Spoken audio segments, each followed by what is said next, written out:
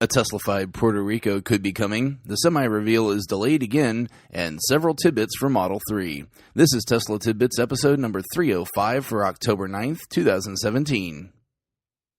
We kick off with news from USA Today that Tesla may indeed play a key role in aid to Puerto Rico. We noted already the number of Powerwalls and manpower Tesla was sending to the country, but much as the way that help for Australia's power woes began, another Twitter connection may be the start of sending Puerto Rico on its way to a sustainable future. It began with Elon responding on Twitter to an article positing if Tesla could pull off what it has for other smaller islands and transforming them to full sustainability with solar and Powerpacks.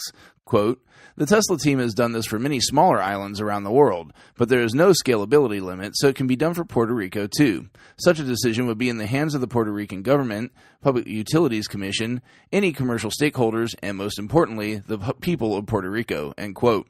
This elicited a response from Puerto Rico's governor, Ricardo Rossello, quote, "Let's talk. Do you want to show the world the power and scalability of your Tesla technologies? Puerto Rico could be that flagship project." End quote. A phone call between the two followed, and following it, the governor tweeted, quote, "Great initial conversation with Elon Musk tonight. Teams are now talking, exploring opportunities. Next steps soon to follow." End quote. Rossello did emphasize that the talks with Tesla were still in the very early stages, but was then quoted saying, quote, "Even though we're still in the emergency phase, the opportunity to rebuild better than before is one that I cherish and take very seriously." End quote. 88% of households in Puerto Rico still remain without power. While I hope Tesla gets the chance to shine here, I join everyone in wishing recovery to Puerto Rico as quickly as possible, regardless of who gets it done. As a side effect to the efforts in Puerto Rico, as well as Model 3 production issues that we'll talk about later, Elon tweeted out that the reveal of Tesla Semi will be pushed, or I guess pulled in this instance, to November 16th. Just in case you were a bit skeptical that Tesla was using the aforementioned issues as an excuse to justify a delay, and I was one of those people, Elon responded to @TE_Myers on Twitter, who asked for some details on the rig since we were delayed again. Quote, "Semi-specs are better than anything I've seen reported so far. Semi-engineering and design teamwork is aces, but other needs are greater right now." End quote. Of course, there is a tiny problem with delaying an event that you publicly and officially announced, as people made actions based on that information. Flights and hotels were booked by many, and some, sadly, will not be refundable. But Tesla to the rescue again, as Kim from Like Tesla shows us via Twitter. Tesla sent emails to those with invitations stating that they'll handle any non-refundable fees due to the change in scheduling. Tesla always seems to be doing it right, even when the right thing is the hard thing. And lastly tonight, we end with a bunch of Model 3 news and notes. We started at Electrek, where they'd compiled a more comprehensive list of the things that have gone wrong thus far that Tesla has been addressing on the early Model 3 production cars. We already talked about battery issues and ground terminal problems that caused some cars to return home in episode 303, but now it seems that we have headlights, taillights, and even seats being replaced. The production ramp is indeed a slow one right now, and perhaps with these issues, that's a good thing for those still waiting.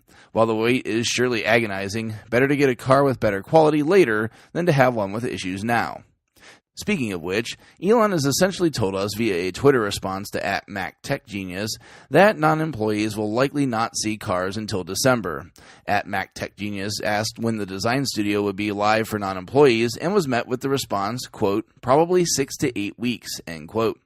He was pressed a bit by Electrek's Fred Lambert, noting that this was telling non-employees exactly what I've mentioned here, that December would be the earliest they'd see cars. Elon's response was, quote, "Assume the worst. Now I need to get back to work," end quote. A break-off from this chain revealed some more important option details on Model 3.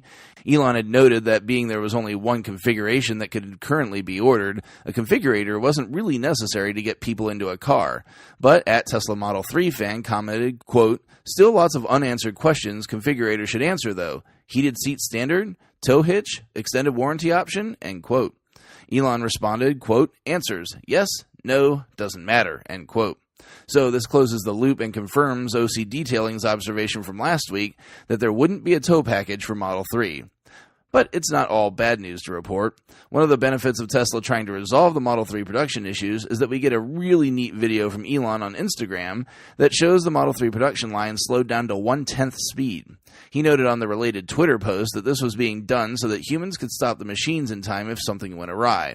It's great to see the car on the line, and really cool to see the robots performing the assembly. If this is 1/10 speed, I'd love to see it at full speed. Wow, that's it for tonight. Sometimes you gotta be careful what you wish for, as wishing for more stories got me a ton of relevant ones.